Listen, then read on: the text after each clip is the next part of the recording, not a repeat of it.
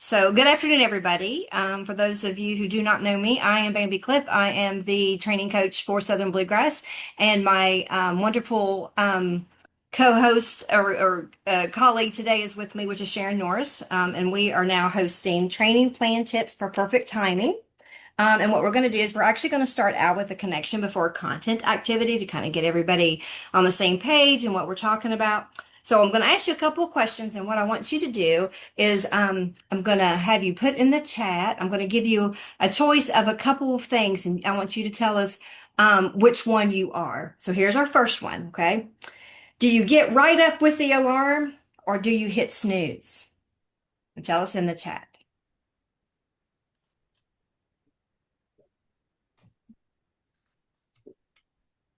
Oh wow, you guys are really quick. So I see snooze, right up, snooze, snooze, snooze, right up. Don't use an alarm, just get up. I'm impressed.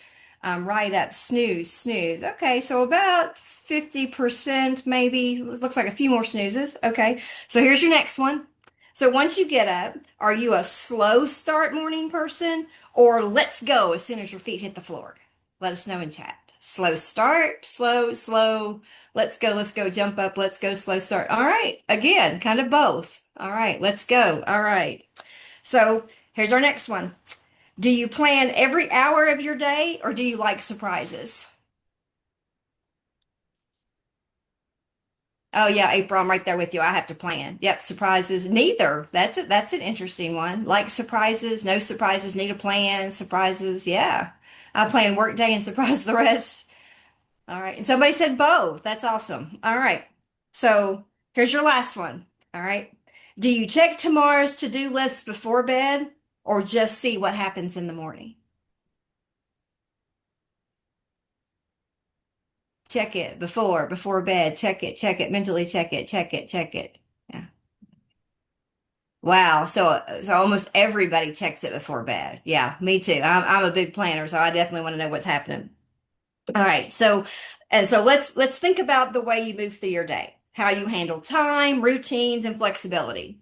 Some of us like structure. We plan, schedule, and check things off, but others prefer flow, responding to what comes up and adjusting as we go. Planning a training session isn't much different. Just like your day, a well-planned training has a rhythm. Times to start strong, moments to pause, and room to adapt when things don't go exactly as expected, right? Some of those surprises. When we understand our own timing style, we can anticipate where we might need more structure or flexibility as trainers. For example, if you're a get right up with the alarm person, you probably value staying on schedule, which helps keep sessions tight and focused. If you're a hit snooze and ease into the day kind of person, you might bring calm pacing and space for reflection, valuable when learners need time to process. There's no right or wrong style, but awareness helps us balance both structure and spontaneity in our training plans. As we get started today, think about these questions. What similarities do you see between how you plan your day and how you plan a training? And where might your timing habits help you as a trainer? And also, where might they challenge you? All right. Thanks, guys, for participating. I'm going to turn it over to Miss Sharon. Okay, I'm unmuted. So let's just hear a little bit more about the challenges that you all experience regarding training timing. And when folks registered, many of you shared what your biggest training timing challenges were. And we kind of summarized them on this page. So let's see which of these resonate the most with your needs today. So the first thing we're going to do is using the annotate stamp. And you can click on that little green pencil right above the microphone. And then the stamp is the fourth option down. And we're going to use the check mark and just go ahead and check any of the items on this list that apply to you.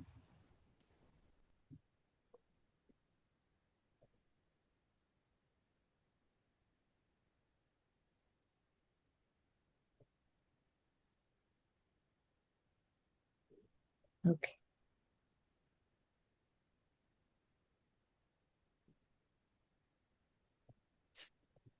Yeah, because many of us have experienced many of these at different times. So, yeah, thank you. Are there any challenges that we are missing? If there are, you can either unmute or type them in the chat. I Anything was we're going to missing? ask Sharon, I marked number of questions, but it's not necessarily the number of questions so much as a participant or two really like sharing their experience with whatever it is that we're talking about. And it's hard to cut them off and get back to what we're talking about. Got it. Okay, that is a great one. And we're going to do some training scenarios. So we will, I've made a note and we will make sure. Thank you for sharing. Yeah, we'll make sure that we touch on that. Um, yeah. And now looking at these challenges, how about if you go back to the stamp but pick a star this time? Is there a challenge that is your very biggest challenge? It can be one you've already checked.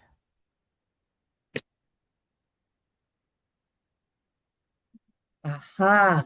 I see some too much content, too fast, running out of time. Awesome. Well, thank you.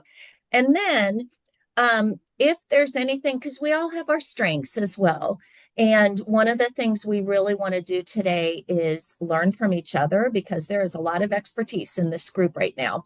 So, if there's something on this list that you feel is a strength, you're like, oh, I've got that, go ahead and take the heart stamp and give it a heart. And if there's not, it's okay. But if there is, because it could be a good idea, it could be a good way for the rest of us to learn from you.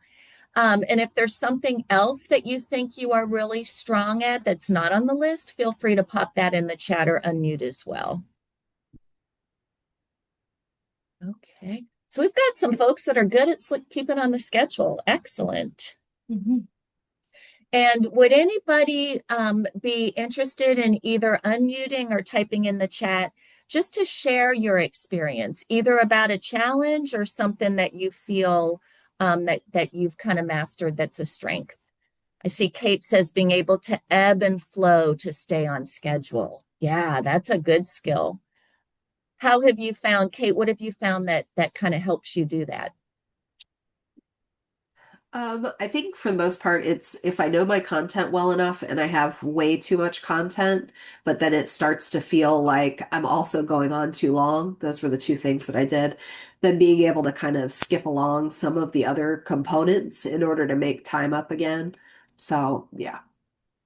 Okay, Mhm. awesome. Thank you. Does anybody And else Sharon, have any? Yeah. I was going to say also, Sharon, Andrea says in chat that making quick changes depending on group. Yes, yeah.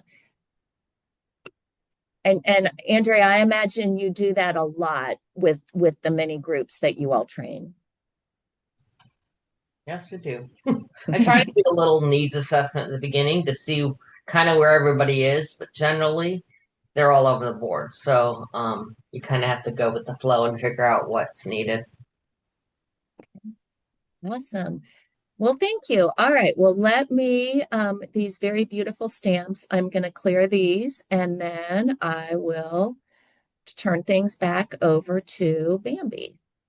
Let's see.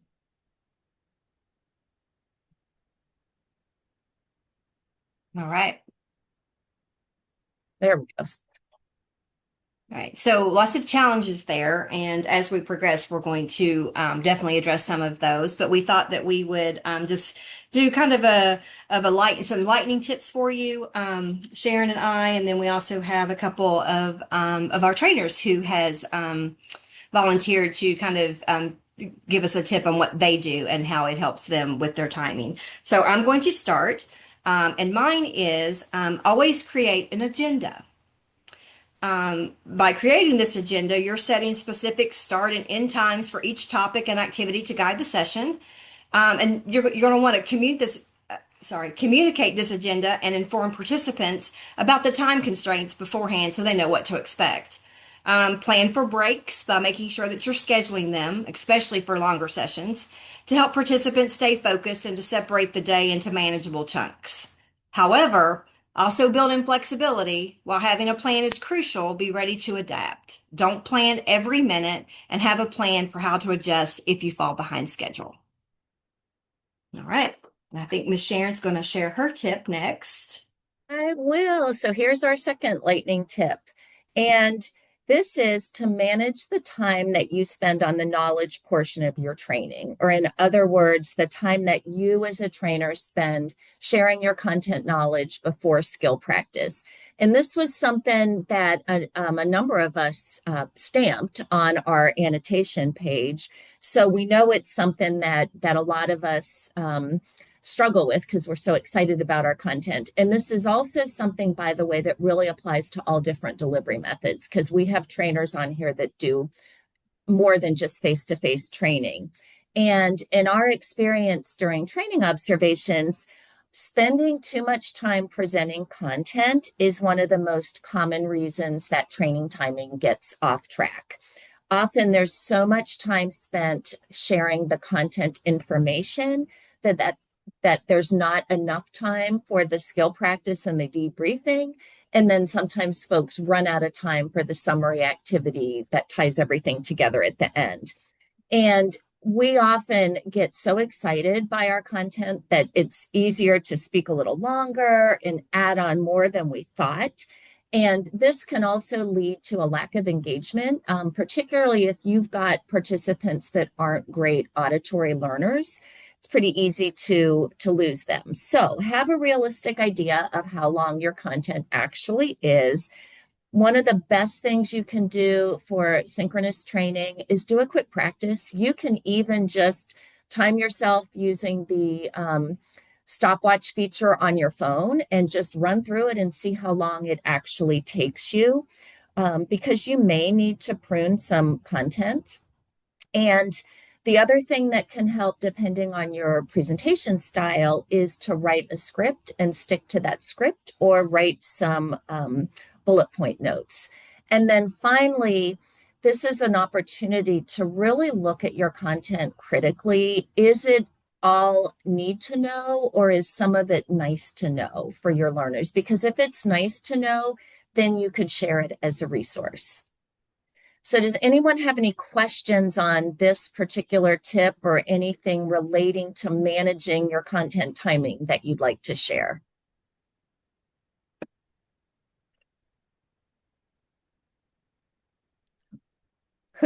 I see. Yep, that's me. All right. All right. Well, now we'll move on to the first of our expert trainers. So we are grateful to have Andrea Heil here. And Andrea is the professional development coordinator from EC Learn. And so she's going to share a tip that works for her. That's kind of scary, that expert trainer term. I think that my tip is just having some things in your back pocket. Whether it be an activity, or which is easy to pull out in a in-person training. I tend to do some more breakout room stuff, have some extra things that we can do if there's extra time in virtual trainings. But really just having some hands-on activities to extend the training so they can practice. That's a great idea, because, yeah, you never know how quickly a group is going to move through something. Are there any particular activities, Andrea, that you have found to be good back pocket activities? I'm trying to think specifics. Well, it's easy to have in virtual. You can add breakout rooms. What happens is that in virtual trainings, especially ours that happen in the evening, everyone's so exhausted, and you think, oh, we're going to have this great discussion, but then it doesn't happen. So putting them in breakout groups kind of helps, and just having a discussion about a specific topic or a specific portion of what you're training on. Awesome. Well, thank you. And I will turn it over to Bambi now to introduce our next trainer. Yep. So our second expert trainer today, we have with us Stacy Holmes. She is actually a CDA coach at OVEC, and she is also the CASE president this year. So take it away, Stacy. Thanks, Bambi. I'm with Andrea on the expert tip. Or the expert trainer. I'm not sure about that, but do a lot of training. So, mine goes along with what Sharon was talking about earlier. And just a more specific is I time my slides. So we use I know we're all either using PowerPoint or Canva or some sort of slide type thing. And for me, I one of my weaknesses is too much content.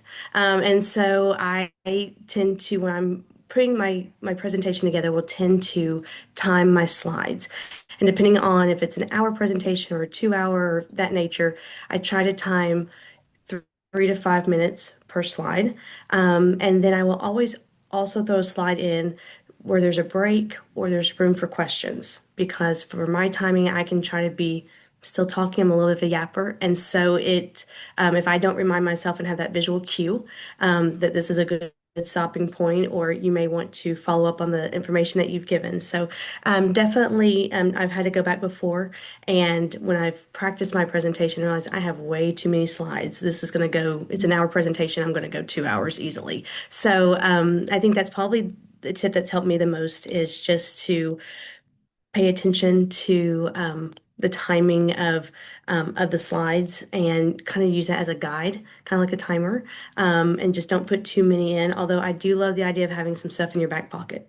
Just in case you don't have a group that is conversational, and they, especially in a face-to-face, and you're just standing there in front of them when they don't want to have a discussion. So it's good maybe to have some slides that you have blacked out for a little bit in case you need more content. But yeah, I think that's probably the tip that I use the most is just to time them. Oh, and like Sharon said, to practice. Make sure you're well rehearsed and well informed on the presentation. You don't want to be a robot, but especially if you're presenting the same content over and over and over again. But definitely, give yourself some grace on, okay, this is gonna probably go about 50 minutes, 55. I've got an hour. This looks good. Let's put some question slides in here. So that's my tip. Perfect. Thank you, Stacy. Does anybody have Good. anything that they'd like to add to that?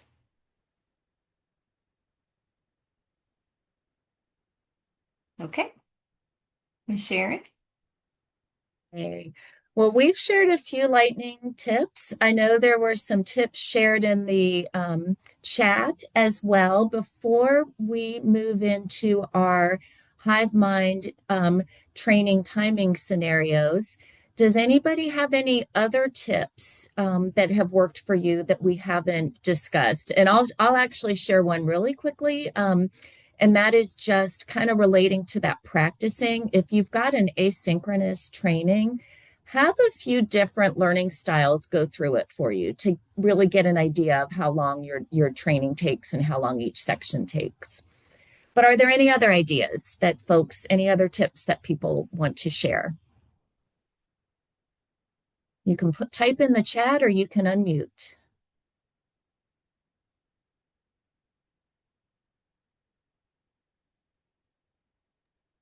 I lost my mute button.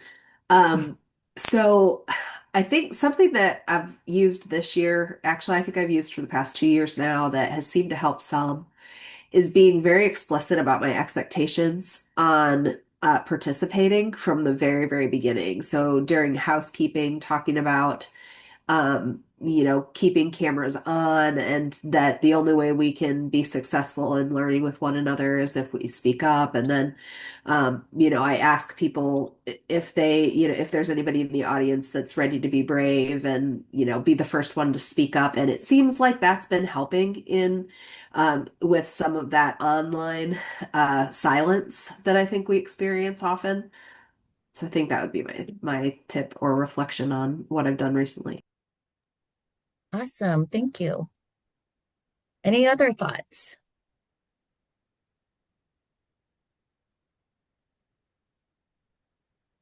All right. Well, I will turn things back over to Bam.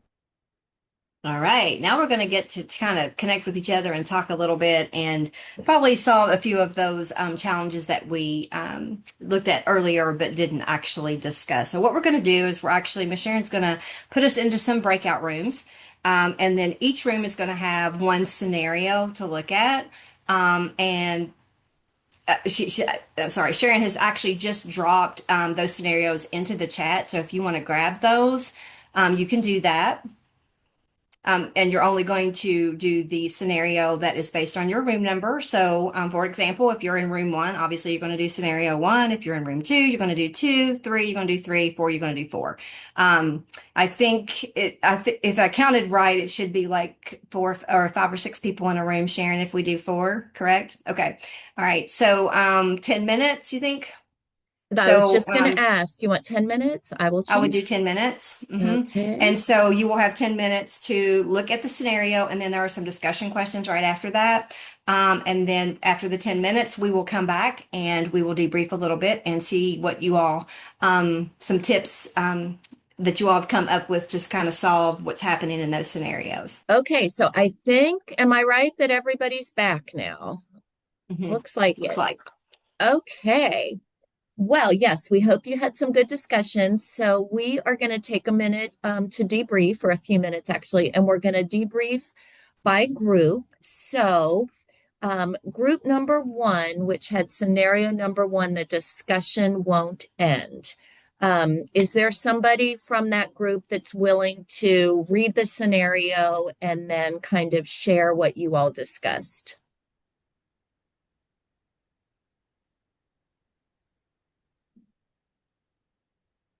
Oh, let's not be that group that doesn't say anything. Well, that was my group, and I was giving everybody else a chance, but I don't mind to do it if you would like me to. Okay, Thank you, Miss April.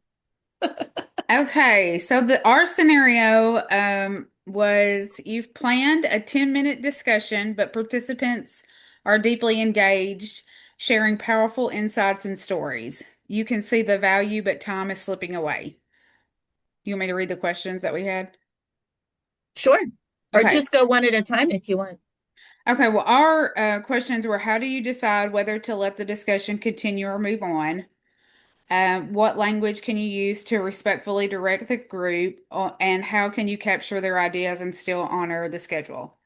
So, our group said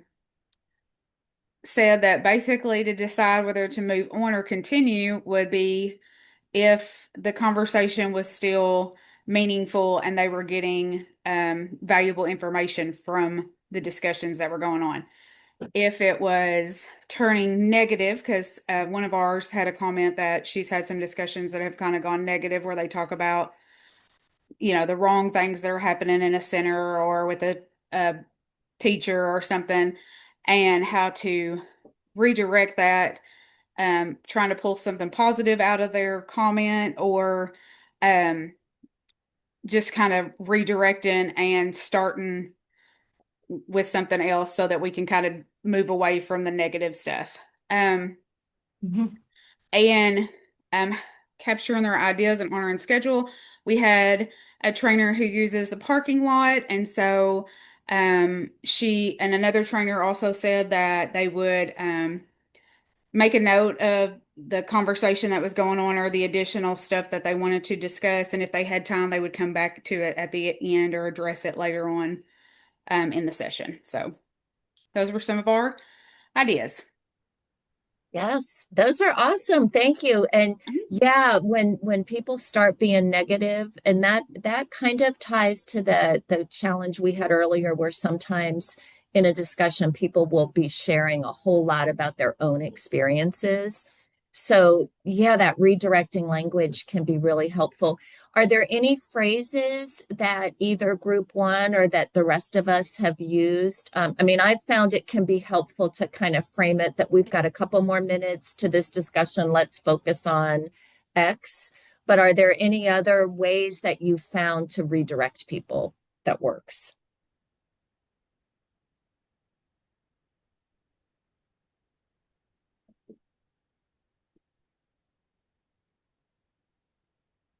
No? All right.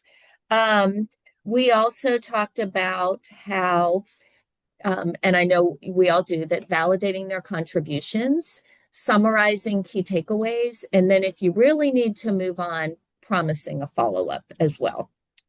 All right. Well, thank you, April. Okay, how about group two? And that's Ashley, Candace, Deborah, Emily, or Rebecca. Would anybody be willing to share out on the scenario you're running short?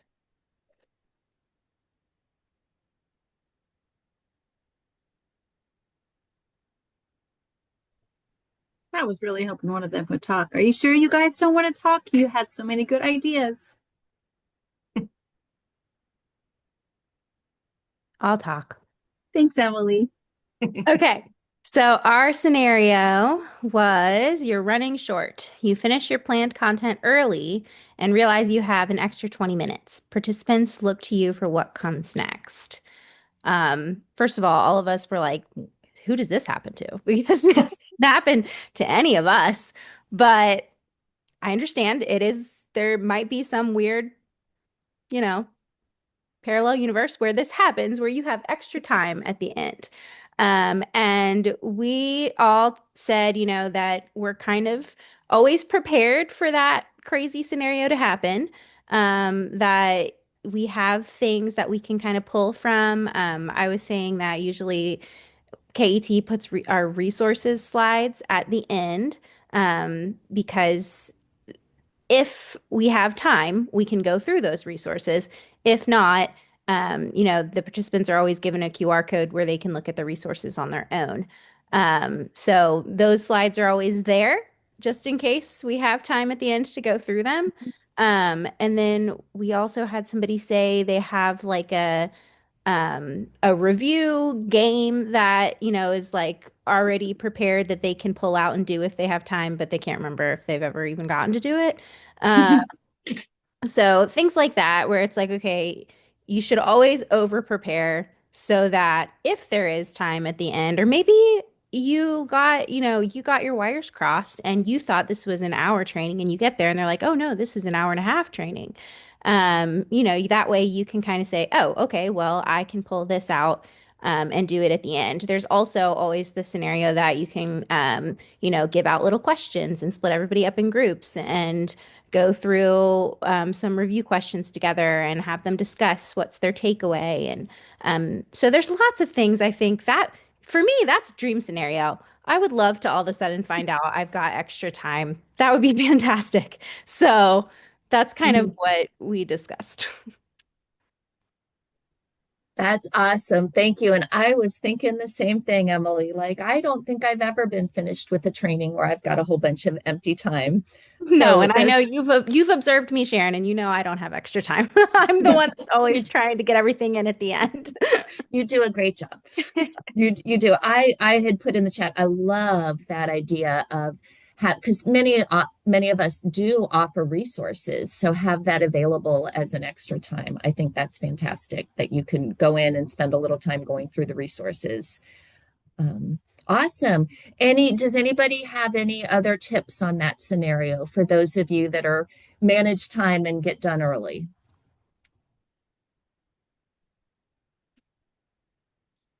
All right, well, then we will move on to breakout room 3, and that is Dawn, Julie, Karen, Stephanie, and Vicky. And you all discussed the big question at the wrong time. So who would like to share that scenario and their thoughts?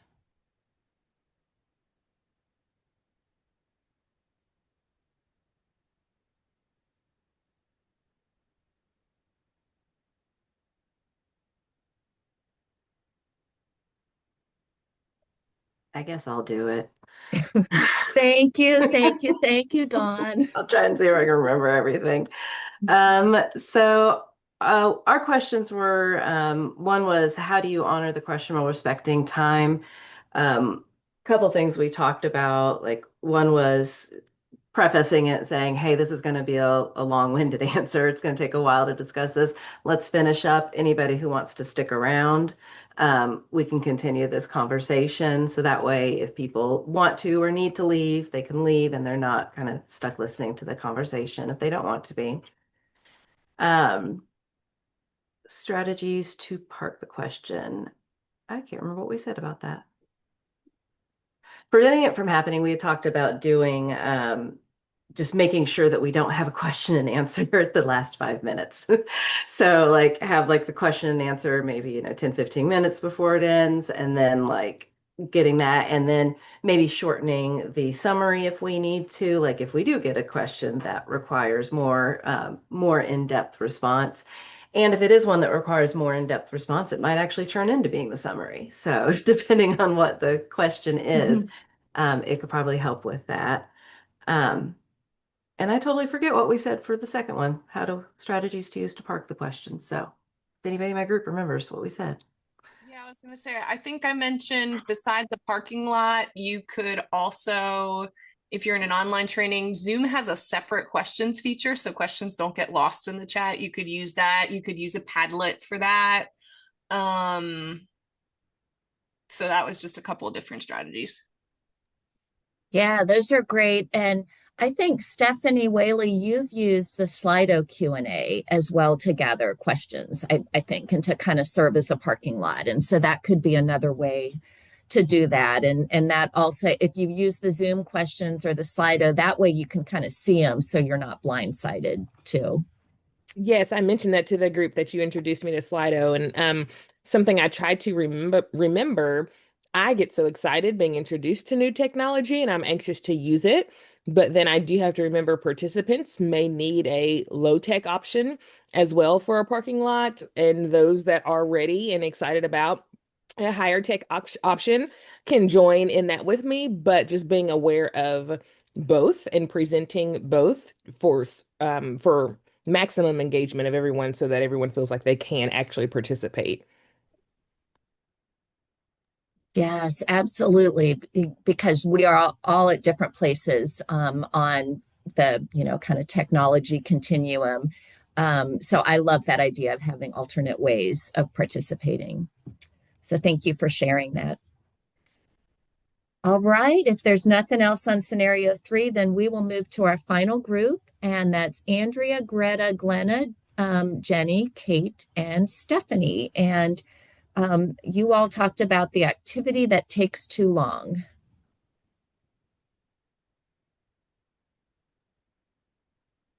So it's a high-powered group. So who would like to share your discussion?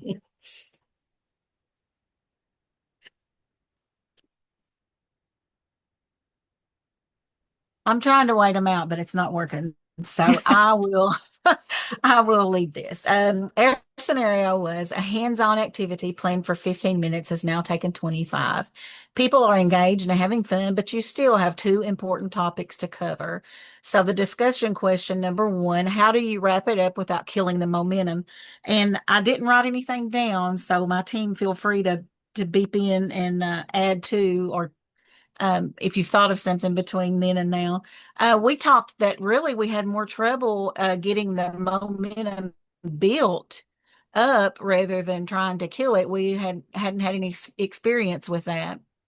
The second question, what are some of the on-the-fly ways to shorten a debrief or transition?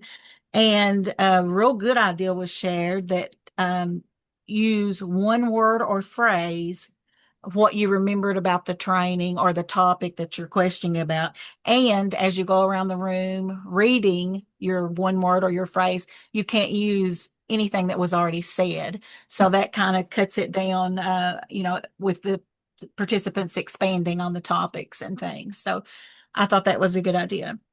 And number 3, how can you keep their energy and use it to fuel the next topic? Just keep it going, flow, use the excitement maybe to introduce the next topic or how it intertwines with the topic you're on, if it does. Just kind of build off of their excitement and carry on with the conversations and questions. And if my team would like to add anything else, now's your chance.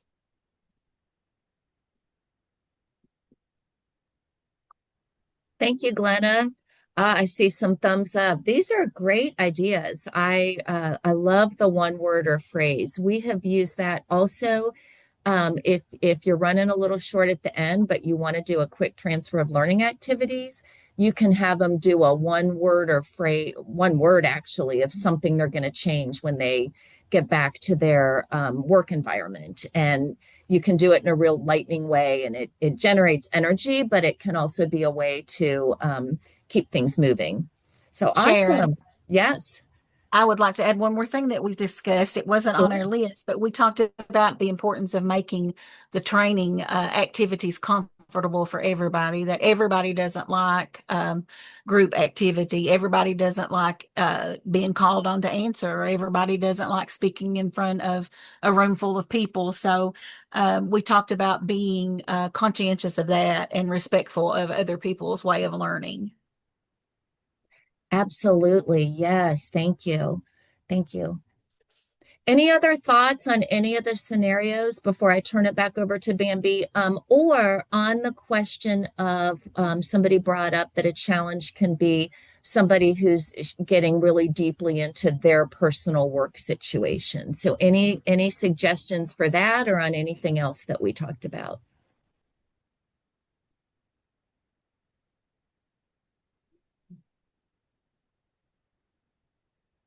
And I know it looks like I'm looking away. My Zoom screen is over the way I'm looking, not next to my camera. So, all right.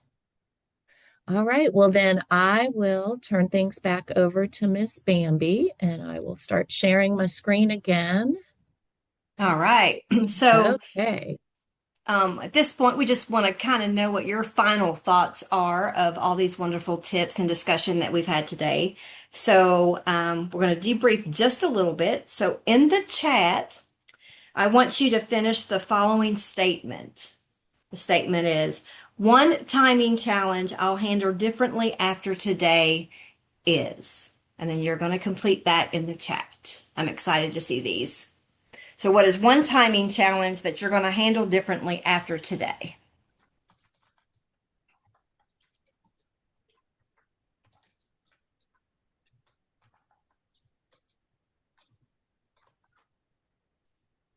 Make sure content is need to know. Absolutely.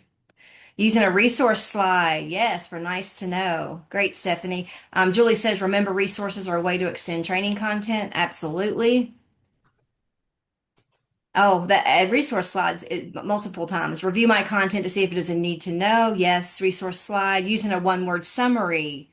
Having extra activities in the event I have extra time. Need to know versus nice to know. Yep. And then we have the resource slide again. Resource slides. Wow, that has Emily has really it was Emily, right, that talked about the resource slide at the end from KET. Yeah, so that has really been picked up by a lot of people today. Be explicit about my guidelines. Yes. And again, the resource slides. Awesome. Okay. All right. So we're going to do one more. And this is, oh, here we go. So Stephanie says she's going to assign time to each slide. Is there a program that keeps time of each slide and tells me if I've gone over the allotted time? I do not know of a program that does that. I do know that you can make, like in PowerPoint or Canva, you can time your slides and then they will go to the next slide. Julie might be the person to ask for that. Is there a program that will keep time of each slide? Do you know?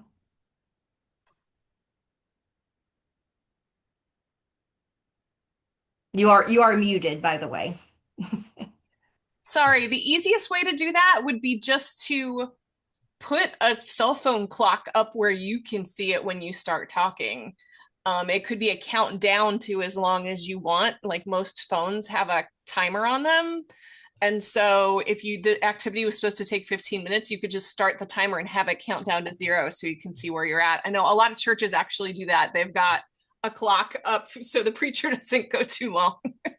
So that would be one strategy that you could try. You can rehearse, and I think PowerPoint will keep track of time when you rehearse something. And you can always use the presenter coach for that too. Yeah. But there's not moment, like I would use a clock. But there's not like a certain program to do that, right? Correct? Not in the regular presenter space. No, I don't think so. Okay.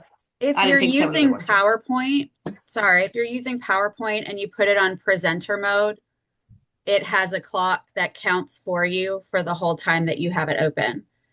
So if you pay attention to when you open your slides and start sharing your screen, it'll count for you. And so if you have on your notes, like what time you want to be switching to the next slide, you can use that as a reference because it'll have your notes up on the presenter screen as well as the clock.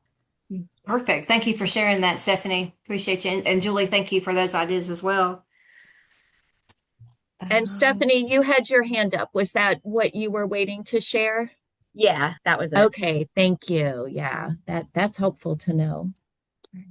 All right, so we're going to do one more in chat, one more statement, and this statement is this: a phrase or cue I can use to manage time respectfully is blank.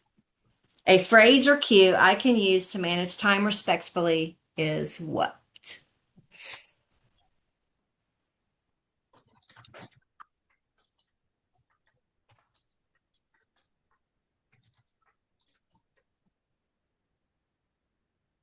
Looks like everybody's thinking hard. Nerf balls. That's what somebody said in my group. Okay, Nerf balls. All right. A chime from April that I've heard of. Nerf balls. That's a new one. Music. Yes. Did they explain how they used the Nerf balls? I'm just curious. They actually, for someone who was kind of going off on their own path, I don't know what the training was about, but that was just part of the training. But I was like, oh, Okay. I don't think that's a typical recommendation. Gotcha. Hey, but it came from you, so there you go. All right. So callbacks or clapping. Yes, that's a good one. Music. Yep. I was thinking timing prompts. You know how when you're in a preschool classroom, those prompts are so important to helping children prepare to transition. I feel like sometimes giving a prompt that there's 2 minutes left and redirecting people to the question can help. On screen timers too, Julie says. Yes, absolutely.